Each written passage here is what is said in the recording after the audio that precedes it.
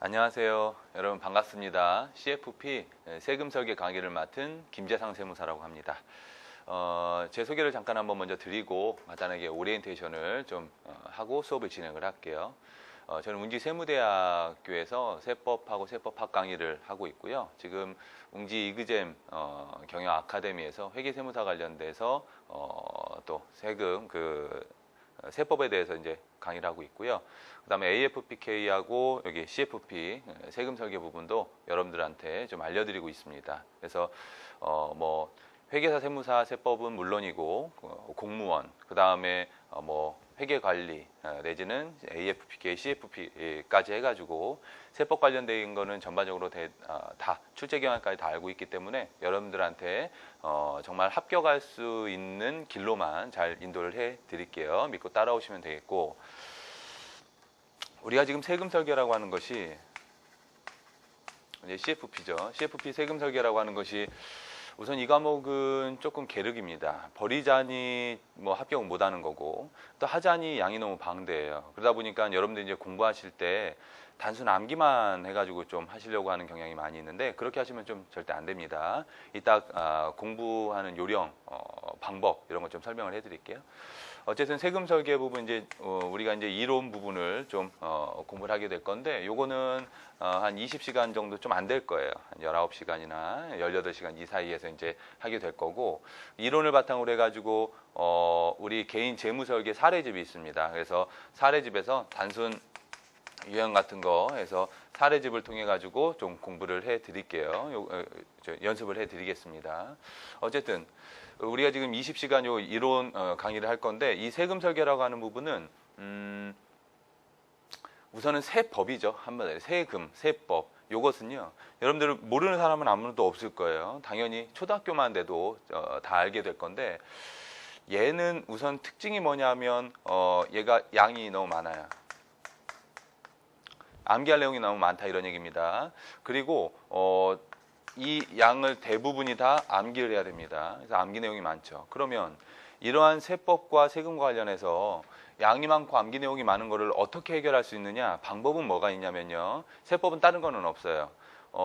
무작정 들이다 암기만 하더라도 이건 한계가 있습니다. 암기가 되게 잘 되고 좋아하는 학생들은 그렇게 하시면 돼. 그런데 대부분의 학생이 이게 이제 휘발성이 너무 강하다 보니까 암기를 해도 그 다음날 자고 일어나면 까먹어요. 그러다 보니까 얘를 할 수 있는 해법은 뭐냐면, 세법은요, 요거는 회독수를 늘리셔야 돼요.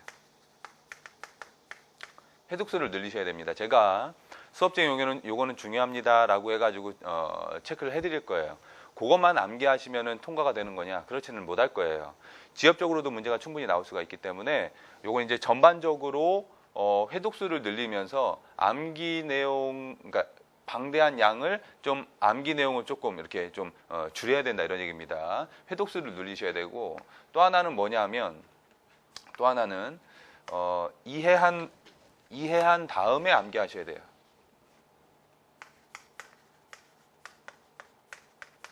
드립 암기하면 오래 안 간다고 했죠. 이해 후에 암기하게 되면 이 암기 내용은 굉장히 오래 갑니다. 따라서 양이 많기 때문에 이거를 다 무조건 암기할 수가 없어. 이해하셔서 이해가 된 부분은 결과적으로 암기까지 하셔야 돼. 이해만 하고 끝나면 안 됩니다. 이해하고 난 다음에 암기까지 하시고, 그래도 이해가 안 간다. 그러면 어떻게든 암기만이라도 하셔야 돼요. 그래야 합격할 수 있는 거니까. 이해와 암기하면 좋지만 이해가 안 됐을 경우에는 암기라도 반드시 해라. 그래서 제가 중요 체크해 드리는 게 있을 건데, 이게 이제 의미가 없어요. 야, 이거 중요합니다 하면 고기에서만 나오느냐? 그렇지가 않아. 되게 지엽적으로 나오지가 않고요. 우리 책이 한 300페이지가 좀 넘는데 한 4, 5페이지를 묶어가지고 한 문제 나오신다고 보시면 돼. 그러니까 제가 중요합니다라고 체크해드린 거기에서만 한 문제가 나오는 게 아니라, 얘는 그냥 하나의 지문 내지는 두세 개의 지문밖에 안 됩니다. 그러니까 전반적으로 나오는 내용들을 다 알고 있어야 되고, 각각에 나와 있는 여기 책에 있는 내용들이 각각의 지문이 될 거예요. 그러니까 이건 어떻게 보면 중요합니다라고 얘기할 수 있는 게 거의 없어요. 다 중요한 거야. 이게 오히려 중요하지 않습니다라고 얘기해가지고 그거를 빼고 나머지는 다 중요한 걸로 보시는 것이 맞을 겁니다. 그만큼 양이 굉장히 많아요. 그래서 회독수를 늘리시고 이해와 암기하신 다음에, 그 다음에 여기다 그냥 바로 적을게요. 그 다음에 수업을 좀 들으셔야지 될 건데 수업은요 집중해서 들으십니다. 그러고 난 다음에 교재를 정독하셔야 돼요. 수업 때 모든 걸 다 읽어줄 수는 없는 거죠. 이거 어떻게 다 읽어? 그 다음에 여러분들이 한글을 모르는 건 아니죠. 그냥 읽어서 이해가 되는 거는 제가 안 읽을 거예요. 그래서 읽어도 이거는 무슨 내용인지 모르겠다. 그것만 수업을 해드릴 거야. 그러면 그거를 집중해서 들으셨다가 교재를 집에 가서 복습하실 때 정독을 해야지 됩니다. 수업을 집중해서 들으시고 요때 필기도 같이 하셔야 돼요. 제가 이제 칠판에다 필기 내용이 조금 있는데 요거 필기도 같이 하셔가지고 요걸 바탕으로 해가지고 교재 정독하셔서 복습을 하셔야 되겠다. 처음부터 시작을 해 끝 마지막 페이지까지 수업을 진행하는 동안에 그 수업한 내용들은 다 이해하고 마지막 끝날 때 모든 이 내용을 한 번에 다 이해할 수 있냐, 그런 사람은 없어요. 어떻게 하셔야 되냐면 처음에 수업을 들었죠. 노트 필기 했어요. 정독하는데 얘가 무슨 말인지 모르겠어. 그러면 이해하려고 노력을 해야 되겠죠. 그런데 잘 안 된다. 그러면 어쩔 수 없습니다. 우선 넘어가는 거예요.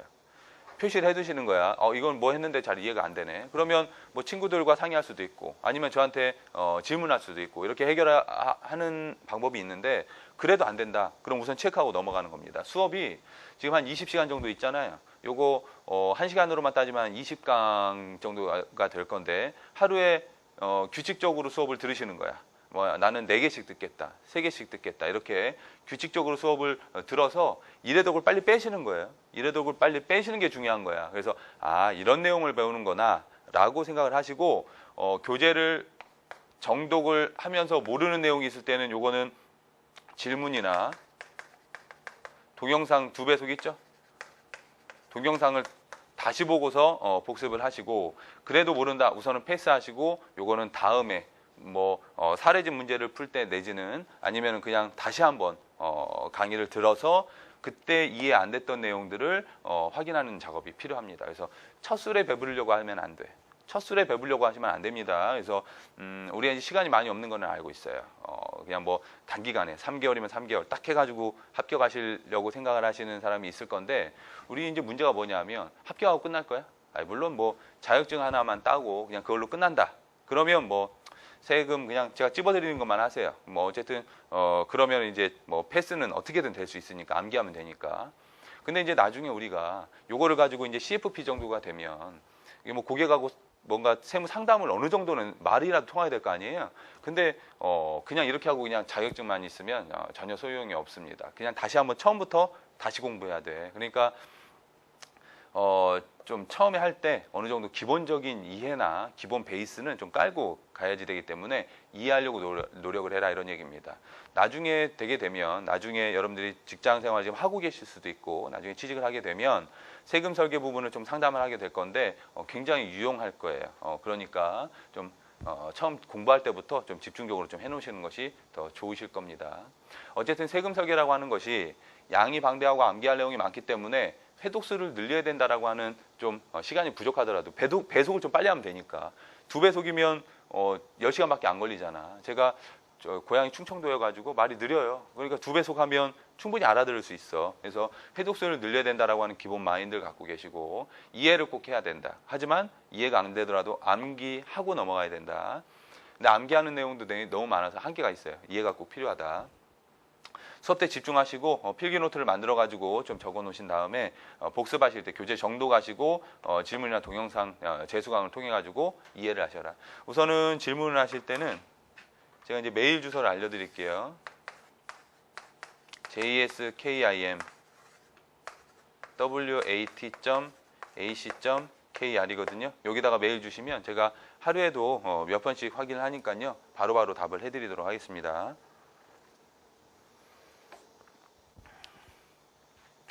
됐어요. 이렇게 해가지고 이제 세금 설계하시고 공부 방법은 이렇게 좀 보시면 되겠어요. 나중에 수업을 진행하는 동안에 추가적으로 설명해 드릴 게 있으면 설명을 해 드리도록 하겠습니다.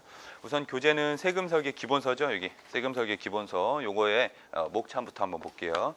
목차 잠깐 한번 보시죠. 차례 1페이지예요. 차례 1페이지. 1장에 세금 설계 설계 총론 이렇게 돼 있죠. 거기에 로마자 1, 2, 3번이 있는데 요거는 뭐 그냥 말 그대로 총론입니다. 그중에 로마자 2번하고 로마자 3번이 있죠. 로마자 2, 3번은 국세기본법이라고 하는 법이에요. 그래서 국세기본법이라고 하는 데에서 좀 추려가지고 여기다 넣어놓은 겁니다.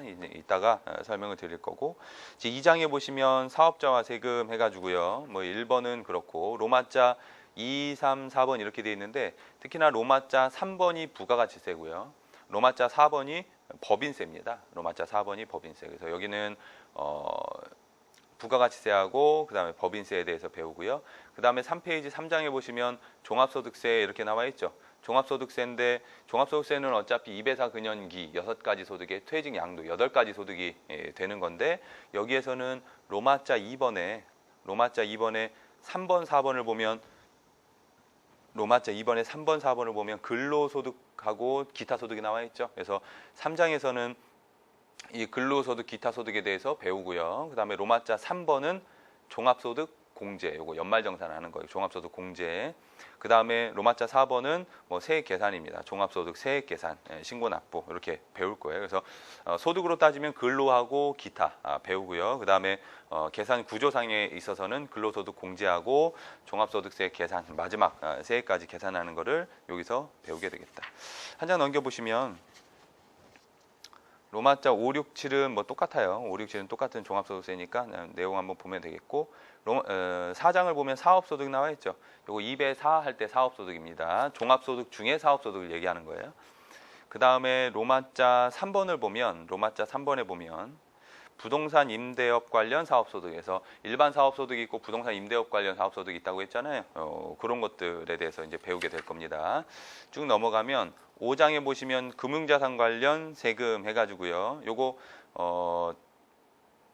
그 이자나 배당의 소득이죠. 요거는 이자나 배당 소득. 그래서 금융소득. 로마자 2번에 금융소득 이렇게 나와 있으니까 요거는 이자하고 배당 소득 이렇게 나와 있는 거죠. 그러면 2배 4 근연기 요 6가지에서 이자 배당 여기서 배우고요. 근로 아까 전에 배웠죠. 기타하고 같이 연금 안 나왔죠. 그 다음에 근연 기타 소득 나왔죠. 그래서 2배 4 근연기 해가지고 연금 소득 빼고는 여기 안에 다 나온다 이렇게 보시면 되겠고, 그 다음에 로마자 6번에 보시면 로마자 6번에 주식 양도소득세. 그래서 퇴양해서 양도소득세인데 거기에 이제 주식의 양도소득세예요. 양도소득세는 1그룹하고 2그룹 두 가지로 나뉘잖아요. 그 중에서 2그룹에 나와 있는 주식에 대한 양도소득세를 여기서 배우게 될 거예요. 그래서 금융자산, 이자, 배당, 그 다음에 주식의 양도소득세 그렇게 되고요. 그 다음에 한 장 넘기셔가지고 그 6장을 한번 보시면 부동산 관련 세금 이렇게 돼 있어서 로마자 2번에는 취득세 나와 있죠. 로마자 2번에 취득세, 6장엔 취득세. 3번 로마자 3번에는 1번에 재산세, 3번에 종합부동산세 이렇게 돼 있죠. 그래서 취득세, 보유세인 재산세, 종부세. 로마자 4번에는 양도시, 처분시에 있는 부동산 양도소득세. 그래서 주식에 대한 양도소득세는 5장에서 배우고 부동산에 대한 양도소득세 1그룹이죠. 1그룹에 대한 거는 여기 6장에서 배운다 이렇게 보면 되겠어요. 나머지는 별 사항은 없고요. 그 다음에 7장에 보시면 노후복지 관련 세금 해가지고 로마자 2번하고 로마자 3번을 보시면 로마자 2번, 3번. 2번에는 퇴직소득이죠. 그래서 퇴양 중에 분류과세되는 퇴직 양도소득 중에 여기 퇴직소득 여기 나와 있고요. 그 다음에 로마자 3번에 연금소득 요거. 그래서 2배상 근연기 퇴양이 여기 뭐 다 나온다고 보시면 되세요. 근데 그게 이제 조금 나뉘어져 가지고 공부가 되겠다. 그 다음에 로마자 4번에 보시면 뭐 그냥 나왔던 게 또 나오죠. 1번이 이자, 2번이 사업, 그 다음에 3번은 여기 상증세와 관련한 거. 요거 잠깐 나옵니다. 그래서 이 목차가요 어디서 많이 본 거죠. 대부분이 CFP를 뭐 바로 도전하시는 분들도 있기는 하겠지만 대부분이 AFPK를 거쳐가지고 넘어오시는 분들도 많이 계시잖아요. 그래서 우선 AFPK 교재의 목차랑 동일합니다. 내용은 동일하고 그 깊이만 조금 더 들어간다고 보시면 되겠어요. 어차피 공부하는 목차나 이런 건 동일하고요. AFPK가 요 정도가 A가 한 요 정도라고 본다면 C는 여기서 조금만 더 들어갔다 이렇게 보시면 되겠습니다. 조금 더 암기할 내용이 아니면 내용이 좀 더 깊숙이 들어갔다. 그래서 C는 이렇게 된다. 이렇게 보시면 되겠어요. 그래서 기본적으로 A가 잘 돼 있어야 C 공부하시는 것도 좀 좋은 겁니다. 요게 만약에 C를 곧바로 들어오시는 분들도 있을 건데 그런 분들을 위해서도 그냥 기본적인 거는 조금 좀 설명은 생략이 될 거예요. 아주 기초적인 거, 용어 설명 아주 기초적인 거 설명이 생략이 돼도 그냥 처음부터 그냥 C로 들어왔다를 가정을 하고서 설명을 드리겠습니다. 하지만 기본적으로 A 부분에서 어느 정도 공부가 됐다라고 하는 걸 전제해서 앞에 배울 내용이지만, 그러니까 나중에 배울 내용이지만 지금 가져와가지고 이야기는 계속 해드릴게요. 물론 처음 세법을 들으시는 분들은 그 내용이 뭔지 모르실 거야. 하지만 두 번째 들을 때는 이 사람이 그래가지고 나중에 할 걸 미리 땡겨서 이야기했구나라고 두 번째 들을 때는 아실 거야. 아셨죠? 그러니까 나중에 빨리 20시간 기본 강의를 빨리 빼라라고 하는 이유가 거기에 있습니다.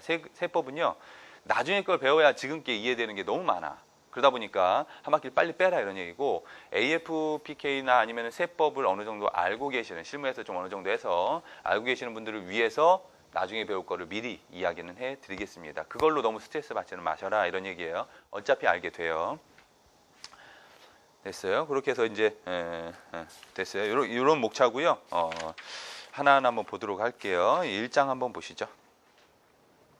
세금 설계 총론이에요. 거기에 이제 그 표지를 보시면 1, 2, 3절인데요. 1절은 뭐 별 사항은 없어요. 하지만 요 1절에서도 중요한 부분이 좀 있고요. 로마자 그러니까 2절하고 3절 부분이 있는데 요거는 국세기본법이죠. 국세기본법이라 했습니다. 내용을 한번 보도록 할게요. 한 장 넘겨보면 1절에 세금 설계의 의의와 고려사항 이렇게 돼 있어요. 세금 설계의 의의와 고려사항. 1번이 세금 설계의 의의입니다.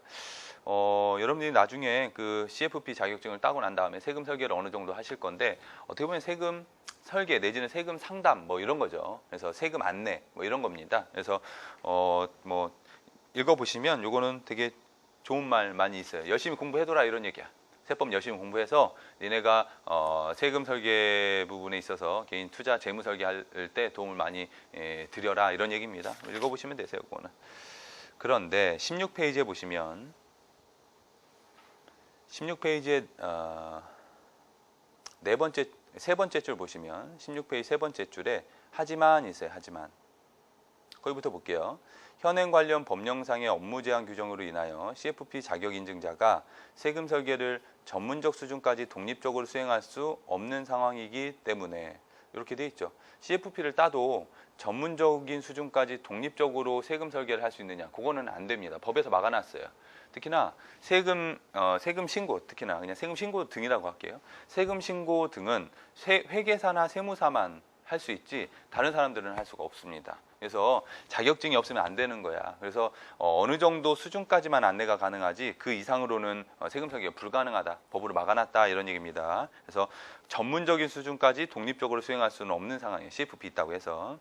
계속 읽어볼게요. 세금 설계와 관련해서 CFP 자격 인증자는 여러분들은 세금 설계안 수립이나 실행 시 코디네이터 역할을 수행하게 된다. 밑줄 그어주세요. 코디네이터 역할 수행. 그래서 이제 C 자격증을 따면 세금 설계안을 수립하거나 실행할 때 그냥 코디네이터 같이 그냥 도움을 주는 그 정도까지만이지 구체적으로 전문적으로 해가지고 들어갈 수는 없겠다 이런 얘기입니다. 요거. 그래서 코디네이터 역할을 수행하게 된다. 계속 읽어볼게요. 이런 역할을 잘 수행하기 위해서는 재반 세무적 요소인 과세 대상이나 비과세나 과세 체계나 세율 구조나 세액 공제, 감면 요건, 세금 납부 시기 등에 대한 체계적인 학습이 필요하다.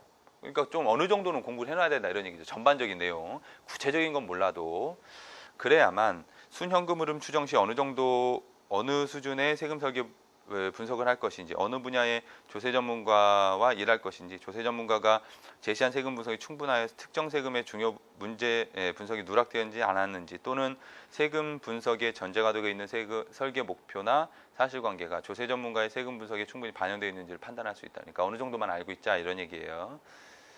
그 다음에 뭐 두 줄 나와 있는데 이러한 점을 고려해서 시 인증자로서 고객들이 직면한 세금과 관련된 문제를 이해하려면 적어도 다음과 같은 분야에 대한 충분한 이해가 필요하다. 뭐 이러한 이해가 필요하다고 하는 건데 이 내용이 교재 내용입니다. 요거는 외울 게 아니죠. 그러니까 코디네이터 역할을 수행. 이게 끝이고 밑에 내용은 읽으면 이렇게 충분히 아실 수가 있겠죠. 그래서 제가 지금은 읽어드렸는데 그냥 나중에는 그 밑에는 한번 읽어보세요 라고 이야기를 할 거예요. 읽어보는 요 내용도 문제가 지문해가지고 하나 지문해가지고 나와요. 이게 이 자체가 지문이 돼. 그러니까 읽어보셔야 되고 그냥 넘어가시면 안 돼요. 헷갈리게 나와요. 그래서 나와 보시면 세무자문에 대한 책임 이렇게 되어 있죠. 그래서 자문을 세무자문이라고 하는 건 원래 회계사 세무사만 할 수 있는데요. 어쨌든 뭐 그 사람들이 책임을 지겠죠. 근데 이제 CFP 자격 인증자는 어떻게 되냐면 17페이지 보시죠. 17페이지. 그러므로 있어요. 첫 번째 줄.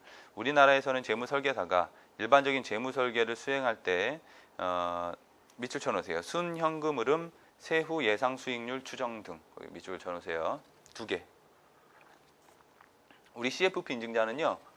순현금 흐름 추정이나 세후 예상 수익률 추정 등의 업무와 관련된 세금 설계 분야는 업무 수행에서 특별히 제한받지는 않습니다. 할 수 있다 이런 얘기 한마디로 요거는 가능합니다.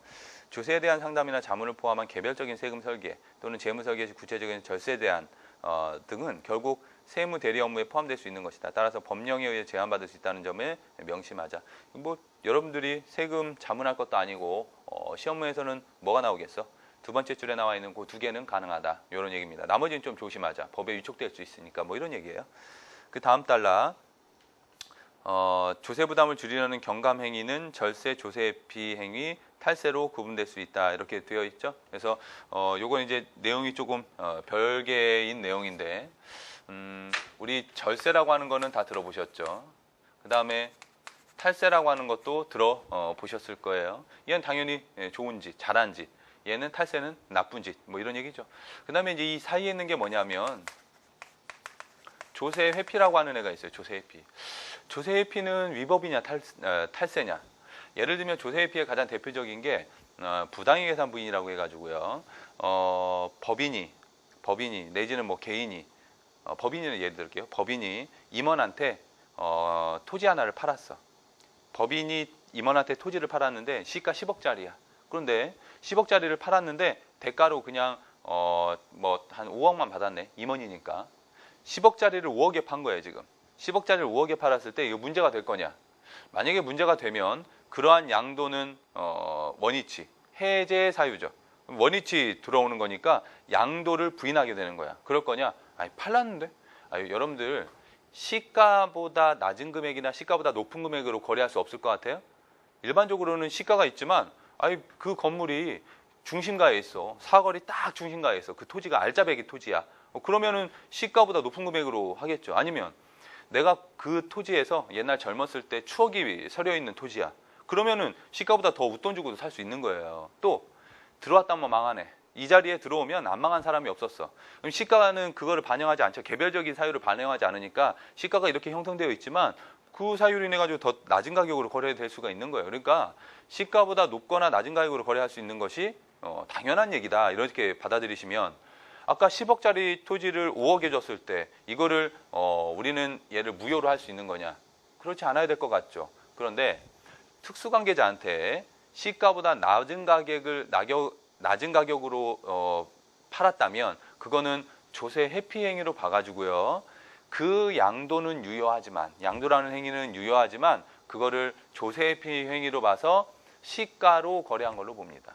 즉 시가 10억짜리를 넘겼어? 5억만 받았지만 넌 10억으로 거래한 걸로 볼 거야. 이렇게 해가지고 뭔가 세금 규정을 여러 가지 만들어놨어요. 이러한 거, 이런 것이 바로 조세 회피다 이런 얘기입니다. 얘네가 왜 특수관계자와 거래를 할 때 시가로 거래하지 않고 높은 가격, 낮은 가격으로 거래했을까를 따져서 조세 회피라고 하는 것이고 그게 인정이 되면 사법상으로는 아무런 문제가 없어요. 즉, 이 양도가 유효한 거냐? 당연히 유효한 거야. 무효가 아니다 이런 얘기입니다. 사법상으로 인정이 되지만 야, 세법상으로 니네 그렇게 특수관계자와 거래를 하면서 세금을 줄인 거 아니야. 세금을 줄인 거니까 이건 조세 회피야. 그래서 세법에서는 인정이 되지 않아요. 그래서 시가로 양도한 걸로 보고 줄인 세금을 더 토해내라 라고 하는 겁니다. 이러한 조세 회피는 사법상으로는 용인돼요. 세법상으로 용인되지 않는 거야. 요거. 그래서 세법상으로 용인되지 않기 때문에 그와 관련돼 가지고 가산세 뭐 이런 것도 적용될 수가 있습니다. 절세는 어차피 사법상으로도 용인되고 세법상으로도 용인이 되는 거야. 탈세는 사법상으로도 용인 안 되고 세법으로도 용인이 안 되는 겁니다. 이렇게. 요거예요. 그래서 중간에 낀 조세회피 행위라고 하는 것이 여기에 해당이 된다. 이렇게. 그 다음에 세법상으로 용인되지 않기 때문에 이와 관련해 가지고는 가산세 등이 부과가 될 수도 있겠죠. 그래서 세법상 가산세는 세법에서 규정하고 있는 거예요. 그래서 이러한 행위를 뭔가 가산세 사유에 해당하게 되면 가산세 등이 부과가 될 수도 있다. 어쨌든 조세회피 행위는 사법으로는 용인되지만 세법으로 인정이 되지 않는 걸 조세회피 행위라고 하고, 조세회피 행위의 가장 대표적인 건 나중에 이건 나중에 배워요. 부당행위 써만 놓으세요. 계산의 부인이라고 하는 것이 가장 대표적인 겁니다. 부당행위 계산의 부인이라고 하는 거. 이게 이제 내용이 여기 나와 있는 거 읽어보시죠. 그 단락 7번째 줄 17페이지. 조세 부담을 줄이려는 경감 행위는 절세, 조세회피 행위 및 탈세로 구분된다. 절세라 함은 절세에다 동그라미 쳐놓으시고, 모르는 사람 없을 거예요. 읽어보시고, 읽을게요. 세법에서 인정이 되는 방법에 의하여 합법적으로 조세 부담을 경감시키는 행위이기 때문에 합법이죠. 납세자의 절세 행위는 부인되거나 금지되지 않고 처벌의 대상도 아닙니다. 이거는. 그러나 조세회피죠. 동그라미 쳐놓으시고 조세회피.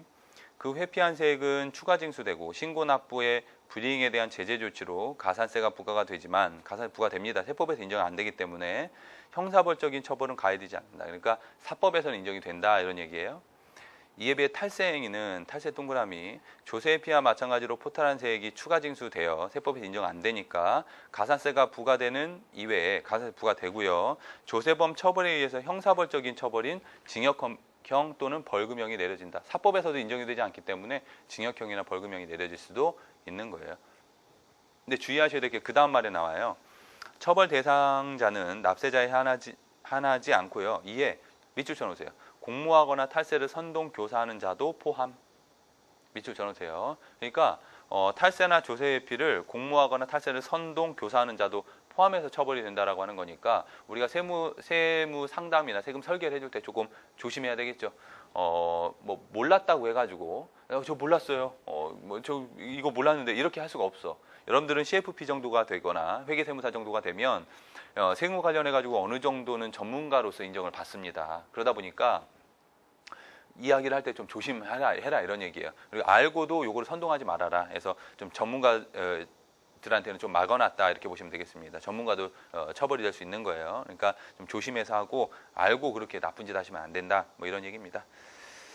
그 다음에 2번에 보시면 세금 설계 시 고려사항 해가지고요 나와 있어요. 거기 이제 가에 세금 설계 전략적 요소 해가지고 양가로 1번부터 양가로 6번까지 이렇게 나와 있고요. 나는 세율 구조의 이해 및 한계 세율 이렇게 나와 있죠. 그래서 요거 2번 세금 설계 시 고려 사항은요. 요거는 좀 중요한 거예요. 요거는 문제로 해가지고 충분히 나올 수가 있습니다. 좀 잘 알아두셔라. 내용들이 좀 뒤에 있는 나중에 있는 내용들이 좀 앞으로 나와 있는 거라서 요거 이야기는 해드릴게요. 우선 알고 있는 사람은 좀 상기해가지고 들으시고 좀 모르는 사람들은 그냥 그렇구나 그냥 뭐 이 사람이 뭔가를 이야기하는 거구나 이렇게 좀 뭐 필기 정도만 좀 잘 해놓으시면 되겠습니다. 세금 설계할 때 뭘 고려해야 하느냐? 가 보시면 세금 설계의 전략적 요소 해가지고 양가로 1번 비과세 제도 등의 활용 이렇게 되어 있죠. 세금 설계할 때 당연히 비과세를 활용해야 되는 거 아니겠어요? 뭐 당연한 얘기야. 그런데 거기서 이제 몇 가지를 좀 보셔야 되는데 첫 번째 줄 현행 소득세법은 원칙적으로 열거주의 과세 방식을 택하고 있기 때문에 이렇게 돼 있죠. 그러면 거기와 관련해 가지고 제가 노트 필기를요 뭐 따로 뭐 노트를 준비하셔도 되는데 뭐 그렇게 적으셔도 좋고 만약에 그렇게 적으실 것 같으면은 이렇게 적으시는 거예요. 우선은 우리 절세 조세회피 탈세 있잖아요. 그 단락에다가 꽃표 1번 단락에다 꽃표 1번 교재에다 적으시고 노트에다 꽃표 1번 해가지고 이렇게 적으시면 돼. 그냥 그 내용을 조금 쉽게 요약해가지고 적어서 필기를 해드리는 거니까. 아니시면 그냥 교재에다가 그냥 빈칸에다 적으실 것 같으면 이렇게 빼가지고 이렇게 적으시면 되겠죠. 그건 상관없고 노트에다 필기하실 것 같으면 꽃표 1번 이렇게 하시고 그 다음에 지금 열거주의 과세 방식 이렇게 돼 있죠. 열거주의 과세 방식은 목표 2번 해가지고요. 노트에다 따로 적거나 아니면 그 위에 공간에다 빼시면 되는 거예요. 그렇게 해가지고 좀 적어 놓으시면 됩니다. 우선 여기서 이제 열거주의 과세 방식인데 우선은 법인세법은요. 법인세법하고 소득세법 이렇게 되어 있는데 법인세법의 경우에는 요건 순자산 증가설이라고 해가지고 요거는 포괄주의를 따르고 있어요. 즉 순자산이 증가하면 수익이야. 꼭 과세해야 됩니다. 돈이 있는 곳에 세금이 있는 거 아니겠어요? 순자산이 증가한 게 입금, 수익이고 거기에다가 세금을 부과하는 것이다. 따라서 순자산이 증가하면 포괄주의로서 다 과세가 되는 것이고 순자산이 증가하더라도 수익으로 보지 않는 것, 순자산이 증가하더라도 수익으로 보지 않는 사항을 열거하고 있어요. 예외를 열거하고 있다.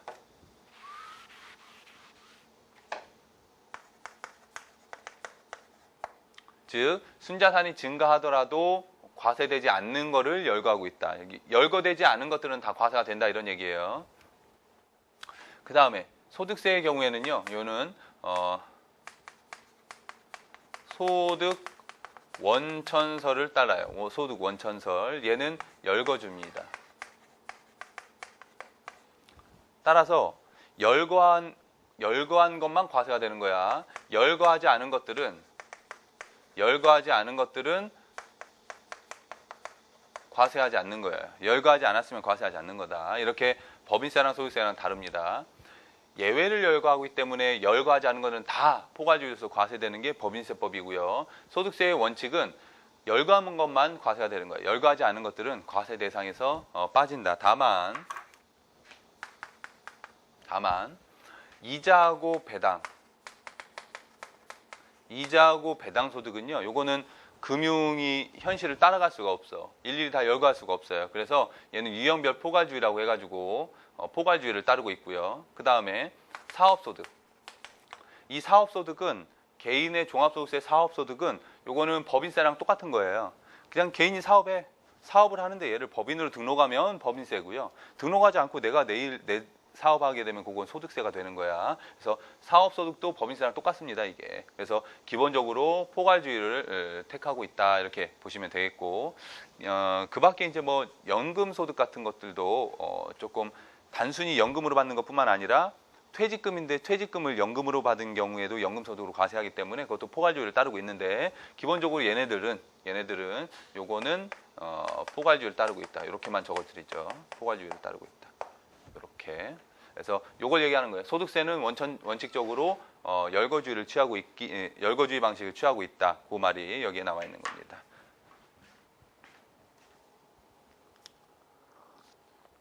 읽어보죠.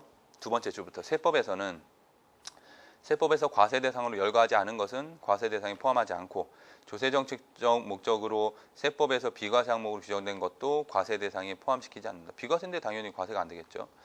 그러므로 과세 대상 거래가 아닌 것을 선택하거나 비과세 항목으로 규정된 것을 선택함으로써 절세할 수 있다. 그래서 절세 방안이 나와 있습니다. 소득세 과세 대상 거래가 아닌 대표적인 것. 그러니까 여기는 이회독 적어 놓으시고요. 요 단락은 이회독이에요. 요거는 나중에 되면 아시게 될 건데 우선 설명을 드릴게요. 비과세의 대표적인 예를 적어 놓은 거예요. 소액주주가 보유한 상장 주식 등의 양도 차익 이렇게 돼 있죠. 요건 비과세다.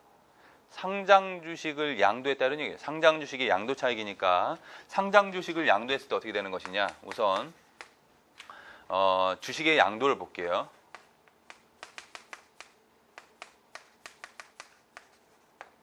주식을 양도하게 되면 양도소득세, 주식의 양도소득세 뒤에서 배우게 될 거예요. 요건 2그룹이죠. 2그룹의 경우에는 보시면 주식을 양도했다. 매매차익, 원칙은 과세하지 않습니다. 주식의 양도는 원칙은 과세하지 않아요. 우선 이유를 잘 보셔야 돼요. 이유를. 주식을 양도했다. 소득세 지워버리죠. 우선. 주식을 양도했으면 양도했을 때 왜 과세하지 않느냐. 그러면 예를 들어서 100원에 사가지고 200원에 팔았어. 수익이 발생하죠. 왜 과세하지 않냐면 얘는 시장 활성화와 관련된 걸로 봅니다. 야, 주식 여러분들 뭐 개미 투자 하잖아요. 이거 우리 직투하죠. 그러면 거기에 시장 활성화를 위해 가지고 과세하지 않을 테니까 물론 증권거래세는 내겠지만 그런 것만 내고 주식의 양도소득세 개별적으로 세무서에다가 내는 건 없었잖아요. 시장 활성화를 위해 과세하지 않는 거야. 이런 이유를 좀 보셔야 됩니다. 이거 원칙으로 잡고 근데 예외적으로 그러면 예외적으로 과세하는 애가 누가 있는 것이냐를 따져보시면 첫 번째 시장 활성화와 관련이 없는 애는 과세를 합니다. 누구예요? 비상장 주식이죠. 비상장 주식은 시장 활성화 관련이 없으니까 당연히 과세가 되는 거야. 또 상장 주식인데 상장 주식 중에서 장외 거래분이다. 얘는 시장 활성화를 위해 가지고 상장 주식은 과세하지 않는 거고 비상장 주식은 과세하는 건데 얘는 시장 활성화 관련이 없는 장외 거래했죠. 당연히 과세가 들어간다 이런 얘기고 또 상장 주식 중에서 대주주가 양도한 분이 있죠. 대주주가 양도한 분도 과세가 들어갑니다. 이렇게 시장 활성화와 관련이 없는 애들 있죠. 아니면 그거보다 좀 떨어지는 취지에 좀 부합하지 않는 애들 이런 애들은 과세가 된다 이런 얘기예요. 지금 18페이지 첫 번째 줄에 누구의 양도예요? 상장 주식 등의 양도 차익은 기본적으로는 과세하지 않는다. 누굴 얘기하는 거야? 상장 주식의 양도 차익의 경우에는 과세하지 않는 게 원칙이다 이런 얘기죠. 하지만 예외 사항이 상장 주식은 있다 이런 얘기예요. 상장은 과세하지 않고 비상장은 과세합니다. 하지만 상장이다 하더라도 얘네들은 과세가 된다. 이렇게 취지를 중심으로 이해하시는 것이 더 기억에 오래 갑니다. 그래서 제가 이제 여기다 적지는 않았어요. 적지는 않았어도 우리 이자하고 배당은 왜 포괄주의다? 현실이 따라갈 수가 없다 이런 얘기죠. 그래서 현실적으로 불가하다. 현실적으로 불가하는 것이고 사업소득은 왜 포괄주의라고요? 법인세랑 똑같기 때문에 그렇다. 법인세와 같기 때문에 그렇다. 뭐 이렇게 이유를 좀 두게 되시면 요건 이제 하나의 지문으로 해가지고 나와요. 하나하나의 지문으로 나올 때 헷갈리지 않을 수가 있어요. 그래서 공부를 하실 때 이런 방식으로 공부하시면 기억이 오래오래 남을 겁니다. 됐어요. 그 다음에 양가로 2번 분리과세 제도의 활용 이렇게 되어 있죠.